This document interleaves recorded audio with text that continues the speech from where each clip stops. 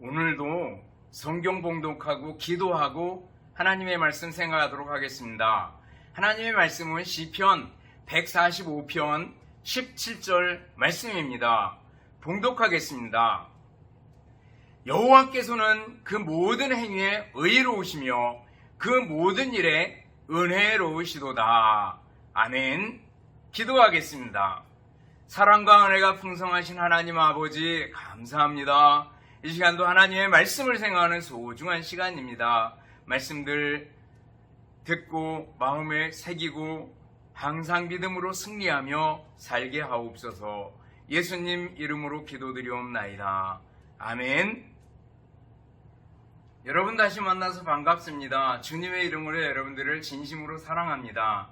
또 한 주간 지나오면서 감사할 일들을 생각해보고 감사할 수 있기를 바라겠습니다.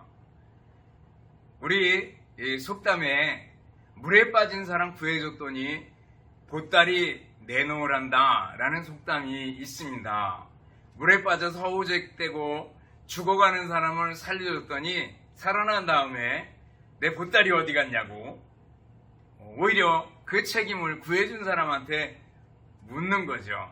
그런 걸 구해준 사람이 얼마나 황당하고 당혹스럽고 억울하겠어요. 우리는 이 세상 살아가다 보면 종종 하나님의 의의가 어디 있는가? 의로우신 하나님이 살아계신가? 하고 생각될 때가 있습니다. 하나님의 공의는 어디 있는가? 하나님의 정의는 어디 있는가? 이렇게 생각될 때가 있습니다. 제가 전에 목회하던 교회에서 한 청년, 정확히 말하면 고3입니다. 졸업 맞기 전에 고3인데 이 학생이 친구하고 같이 차를 타고 하다가 교통사고를 심하게 냈습니다. 밤 2시에.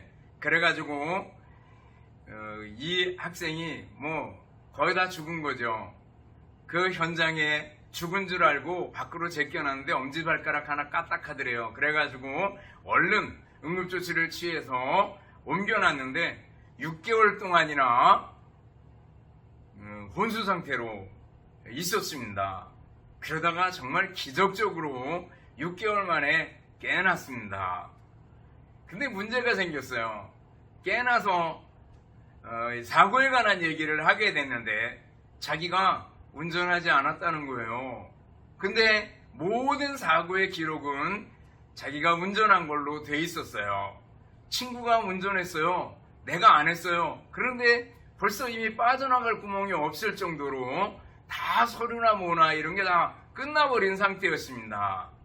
한 사람 증인이 있었는데 저 멀리 조금 떨어진 데 아파트 경비원이었는데 그 사람이 맨 처음엔 증인을 서준다 하다가 그 이후에는 묵비권을 행사하는 바람에 해결책이 없었어요. 그래서 쩔쩔맸던 그런 경우가 있습니다. 얼마나 억울해요. 자기가 운전하지 않았는데 온통 다 엎어 써버렸으니까. 우리가 살아다 보면 이렇게 억울한 일을 당할 때가 있습니다. 이럴 때면 정말 하나님이 살아계신가? 하나님의 공의는 어디 갔는가? 정의는 어디 갔는가? 이렇게 느낄 수 있습니다. 여러분, 송명희 시인을 알잖아요. 그분이 뇌성마비 1급입니다. 휠체어를 타고 다녀야 했고 사지를 제대로 쓰지 못하는 장애를 가지고 있고 말 한마디를 하려도 굉장히 어렵게 말을 이어갑니다. 그리고 이분의 간증을 쭉 보면 사춘기를 지나면서 정말 방황하게 되고 나는 뭔가 내가 살아서 뭐하는가 라는 것 때문에 엄청나게 방황하다가 예수님을 만나고 나서 비록 장애를 가졌지만 그러나 하나님께서 내게 주신 게 많구나 라는 걸 생각하고 감사하면서 시들을 썼는데 그 시들, 찬송시들이 얼마나 아름다운 찬송이 많이 있는지 모릅니다. 여러분들, 우리가 잘 아는 나라는 찬송이 있습니다. 그거를 작사한 분인데 여러분들 그 노래를 잘 아시죠? 나 가진 재물 없으나 하는 찬송이요. 나 가진 지식 없으나 나 남에게 있는 건강 있지 않으나 나 남이 못 본 것을 보았고 나 남이 듣지 못한 음성 들었고 나 남이 받지 못한 사랑 받았고 나 남이 모르는 것 깨달았네.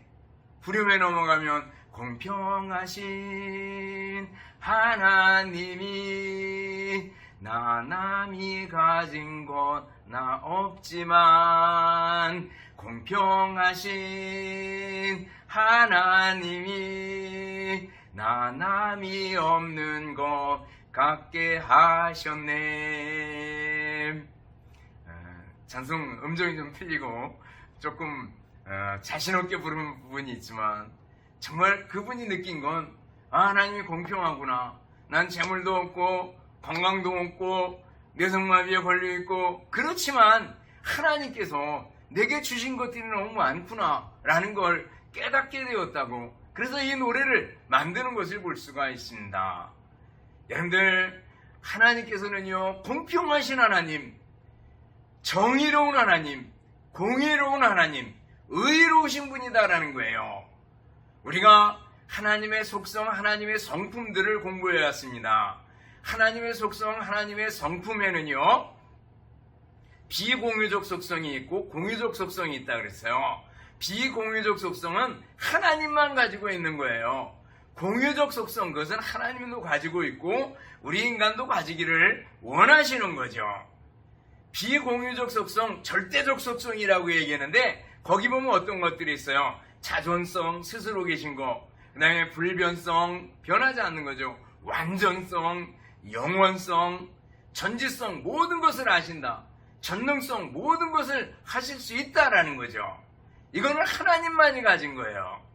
그런데 하나님도 가지고 있고 인간도 가지기를 원하는 게 어떤 것들이 있어요. 거룩함, 의로움, 진실함, 선하심, 사랑, 이런 것들은 하나님도 가지고 있고 우리 인간들도 가지기를 원하시는 거예요.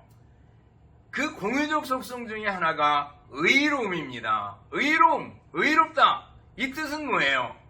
도덕적으로 흠결이 없다. 이런 뜻이 있습니다. 하나님은 흠이 없으신 완전하신 분이다라는 거죠. 하나님은 오르신 분입니다. 하나님은 완벽 그 자체이십니다.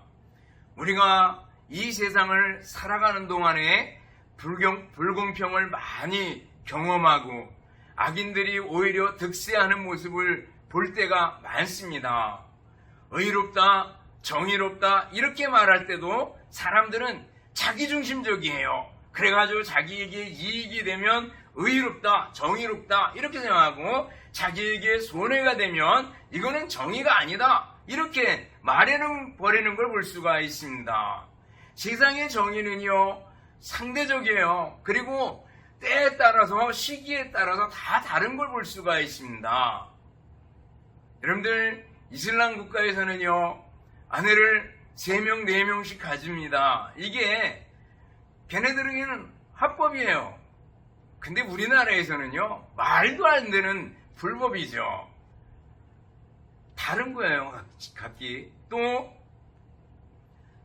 옛날에 학교에서 우리 학교 다닐 때는 이렇게 체벌이라 그래죠. 맞는 거 이런 거를 많이 했습니다. 뭐 단체 기업도 많이 받고 단체로 두드려 맞기도 하고 많이 맞았어요. 또 맞고 나면 툴툴 털고 끝나죠. 그때는 고등학교 때 우리 체육 선생님이 전체 반을 갖다가 다 한 번씩 엎드려 놓고 3대씩 때렸는데 나중에 힘겨워 하셨어요. 끝나고 나서 다들 선생님 힘드셨죠? 그리고 물어본 적이 있어요. 근데 맞으면 맞나 보다 이렇게 생각했는데 요즘 같으면 어때요? 한번 맞으면 큰일 나죠. 옛날에는 맞으면 맞았다고 엄마한테 가서 얘기하면 엄마한테 또 쳐맞아야 돼요. 그런데 요즘은 뭐 맞았다 그러면 내 자식, 내 새끼가 얼마나 귀한데 이런 것 때문에 난리가 나는 걸 볼 수가 있어요. 시기적으로 그때 상황과 지금 상황은 많이 달라졌다라는 걸 볼 수가 있습니다. 의롭다, 옳다라는 게 옛날하고 지금하고 많이 다른 걸 볼 수가 있어요. 사형제도도 마찬가지죠. 옛날에는 사형을 참 많이 시켰고 사형제도가 살아 있었습니다. 여러분들 사형제도에 대해서 어떻게 생각하셔요? 사형제도 어떨 때는요, 그거 꼭 실행을 해야 돼. 그 못된 놈들, 연쇄살인을 하거나, 그 다음에 성폭행을 하거나, 그래가지고 아주 나쁜 짓을 많이 했으면 갖다가 가둬놓고 그 밥을 먹여주느니 그냥 딱 죽여버리는 게 낫지 않는가? 오랫동안 살려두고 밥 먹여주는 것도 우리 세금인데, 막 이렇게 생각할 수 있어요. 그런데, 우리나라에서 마지막 사형을 한 것은 1997년 12월 30일이 마지막이었고, 지금까지는, 이제까지 사형이 없었다고 얘기합니다. 사형법이 있고 사형제도가 있는데, 실질적으로는 사형을 행하지 않는 걸 볼 수 있어요. 왜 그랬는가? 그 이유는요, 하나는 생명에 대한 경외감입니다. 사람이 사람의 생명을 빼앗는다라는 게 그게 좋은 게 아니고 굉장히 부담스러운 일이잖아요. 또 하나는 만에 하나 실수가 있을까봐 그랬습니다. 미국의 역사를 한 200년 정도를 쭉 살펴봤더니 한 10,000명 정도를 사형시켰는데 그 중에 25명 정도가 억울하게 죽었다는 거예요. 사형을 시키고 났는데 나중에 범죄자가 체포되게 된 거죠. 그랬을 때 그 억울함을 어떻게 표현할 수 있겠어요? 사람의 판단, 사람의 정의, 이런 것들은요, 시대에 따라서, 때에 따라서, 또 장소에 따라서 달라지고 기준이 들쭉날쭉한 것을 볼 수가 있습니다. 그러나 하나님은 어때요? 하나님은 완전하신 분입니다. 하나님은 변함이 없는 분입니다. 하나님께서는 정하신 것을 그대로 실행하시고 말씀하신 것을 행하시는 분이 하나님이십니다. 하나님의 의로움, 하나님의 정의, 하나님의 공의는 올곧고 바르고 정당하고 흔들림이 없다라는 겁니다. 하나님은요, 무엇보다도 죄를 용납하실 수 없는 분이다라는 거예요. 성경을 보면 의도적으로 하나님을 싫어하고 하나님을 미워하고 하나님을 섬기지 않던 사람들이 있어요. 이런 걸 불경건이라고 얘기하는데 하나님 없다 하는 거죠. 누가 있어요? 엘리의 아들들이 있습니다. 엘리는 대제사장이었습니다. 이 아들들도 제사장이었습니다. 성전에 살았습니다. 그런데 그들은 하나님을 알지 아니하더라 그랬습니다. 하나님 없는 것처럼 행동했습니다. 함부로 성전에서 수종드는 여인들과 동침하고, 그리고 하나님께 드려질 제물이 있으면 그거 종들 시켜가지고 먼저 하나님 앞에 드려지기 전에 갈고리를 찍어가지고 오라 그러고 못된 짓을 아주 많이 실행하는 걸 봅니다. 결국 하나님의 저주 속에 죽음을 당하는 걸 볼 수가 있습니다. 나답과 아비후라는 아론의 아들이에요. 대제사장, 아주 초창기예요. 아론의 아들이에요. 아론에게 4아들이 있었는데 나답과 아비후가 첫째와 둘째입니다. 이들이 하나님께 분향할 때 다른 양을 데리고 와서 분향하다가 불이 나와서 죽게 되는 걸 볼 수가 있습니다. 뭐 그렇게 다른 걸 드린다고? 아니요. 그것은요, 하나님께 드려야 되는 하나님께 대한 경외감이나 하나님께 대한 순종이나 이런 게 없었어요. 그냥 의무적으로 형식적으로 하나님 앞에 향을 드리다가 죽임을 당하는 걸 볼 수가 있습니다. 여러분들, 하나님 없다라는 불신앙을 하나님께서는 매우 싫어하신다라는 거예요. 예레미야 28장에 보면 하나냐라는 선지자가 나옵니다. 이 선지자가 나타나가지고 우리나라가 바벨론에게 망하지만 그러나 2년 후에 다 회복될 겁니다. 이런 예언을 하게 됩니다. 그래서 예레미야가 아니다. 우리나라가 하나님을 떠나게 되면 망한다 라고 얘기를 했는데 하나냐가 거짓 선지자로 거짓으로 사람들을 위로해 주었습니다. 이것 때문에 그 해에 하나냐가 죽게 되는 걸 볼 수가 있습니다. 하나님의 백성을 대적했던 하만은 모르드게를 달려고 했던 그 장대에 자기가 달리게 되는 것을 볼 수가 있습니다. 아나니아와 삽비라는 하나님을, 성령을 속이려다가 즉사하게 되는 것을 볼 수가 있습니다. 저는 즉시로 죽음받은 예를 드렸지만 여러분들 성경에 보면 이런 예들이 얼마나 많이 있는지 몰라요. 하나님 없다, 하나님을 의도적으로 배반하고 하나님을 무시하고, 이걸 불경건이라고 얘기하는데 하나님의 의로움을 생각하지 않은 겁니다. 하나님 무서운 줄 모르고 하나님을 경외함도 없이 살아갔던 사람들의 모습을 보게 됩니다.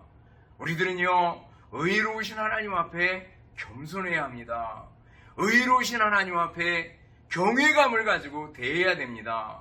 하나님 두려워할 줄 알아야 됩니다. 하나님 무서워할 줄 알아야 됩니다. 하나님의 무서운 진노와 하나님의 무서운 심판을 두려워할 줄 알아야 된다라는 거예요.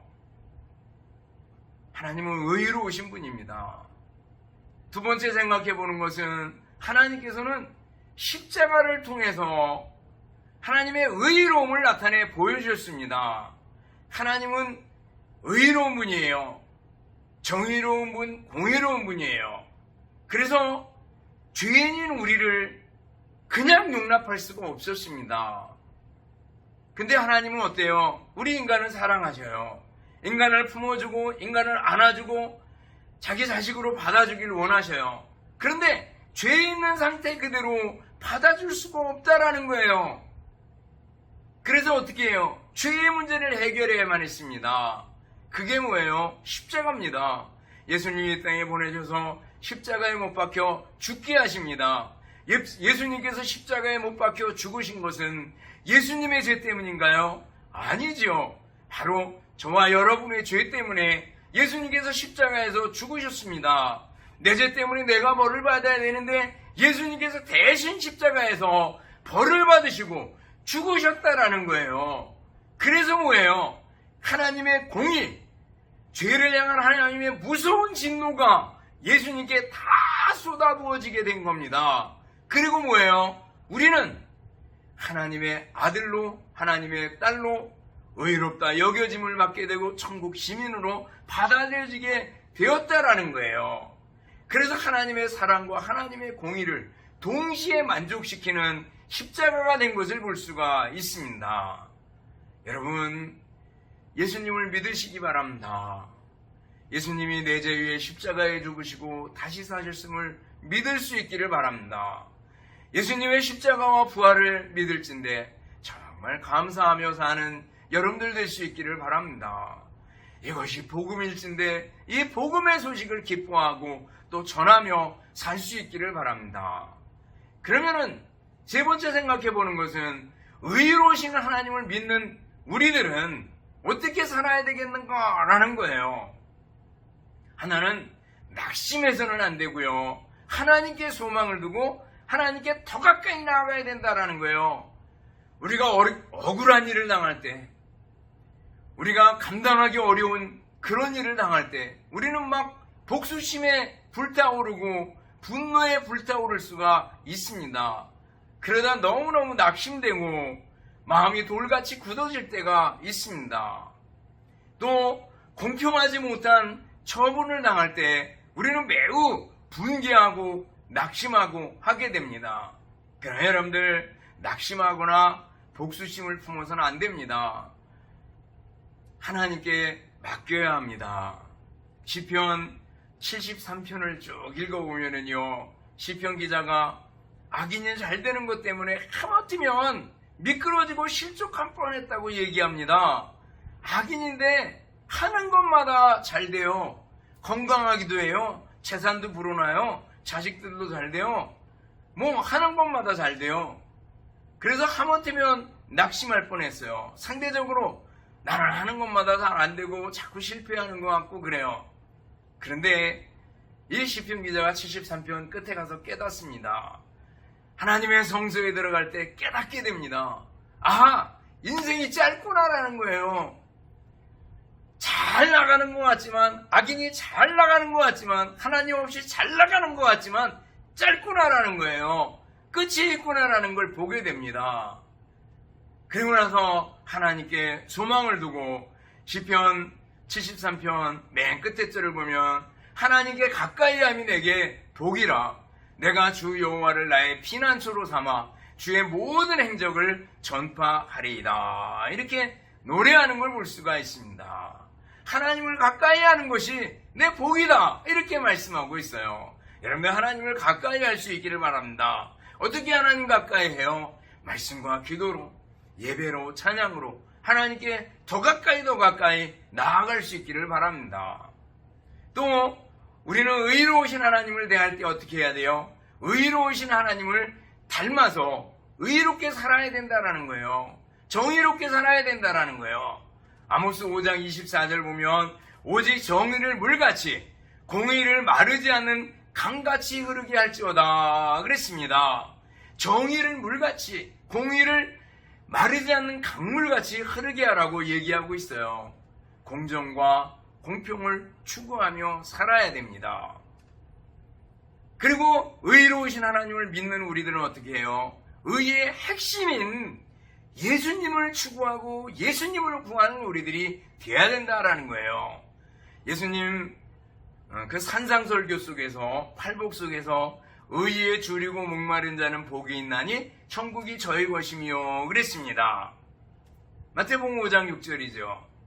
의에 줄이고 목마르다라는 거예요. 여러분들 배고파 보셨습니까? 목말라 보셨습니까? 아주 갈급하잖아요. 근데 의에 대하여 줄이고 목마르래요. 또 같은 산상설교 6장 33절을 보면 그런즉 너희는 먼저 그의 나라와 그의 의를 구하라 그랬어요. 그의 의, 하나님의 의를 구하며 살아라 이렇게 말씀하고 있어요. 그런데 이 의를 가만히 살펴보면요 하나님과 바른 관계입니다. 그리고 하나님과 바른 관계의 핵심에는 누가 계셔요? 바로 예수님이 계십니다. 그러므로 의에 줄이고 목말라야 된다라는 것은 예수님께 대해서 목마른 사람이 되어야 된다. 예수님께 대해서 갈급한 사람이 되어야 된다. 너희는 그의 나라, 하나님의 통치지요. 그의 의, 바로 예수님을 구하는 사람이 되어야 된다라는 걸 얘기해주고 있습니다. 여러분들 예수님을 추구하며 살아갈 수 있기를 바랍니다. 예수님을 구하며 살 수 있기를 바랍니다. 예수님을 따르는 여러분들 될 수 있기를 바랍니다. 말씀을 정리합니다. 사랑하는 성도 여러분, 하나님은 의로우신 분입니다. 하나님께서는 십자가를 통하여 하나님의 의를 완성하셨습니다. 의로우신 하나님을 아버지로 모신 우리들은 어떻게 해야 됩니까? 낙심하지 말고 하나님께 소망을 두고 하나님을 가까이 해야 됩니다. 정의롭고 공의로움을 추구하는 삶을 살아야 됩니다. 나아가 예수님을 구하고 예수님을 추구하는 삶을 살아야 합니다. 그래서 여러분들 모두 하나님이 기뻐하시는 하나님의 자녀가 될 수 있기를 주님의 이름으로 축원합니다. 기도하겠습니다. 하나님 아버지 감사합니다. 의로우신 하나님을 닮아 의로운 삶을 사는 저희들이 되며 예수님을 추구하며 예수님 닮아가는 저희들이 되게 하여 주옵소서. 감사드리오며 예수님 이름으로 기도드리옵나이다. 아멘. 축도하겠습니다. 이제는 우리 주님 예수 그리스도의 은혜와 하나님 아버지의 극진하신 사랑하심과 성령님의 교통하시며 인도하심이 함께 모여 예배드리며 말씀 듣는 우리 모든 성도들 머리머리 위에와 또 우리 학생들 위에, 가정 위에, 또 주님의 몸된 교회와 우리나라 민족 위에 이제부터 영원토록 함께 있을지어다. 아멘.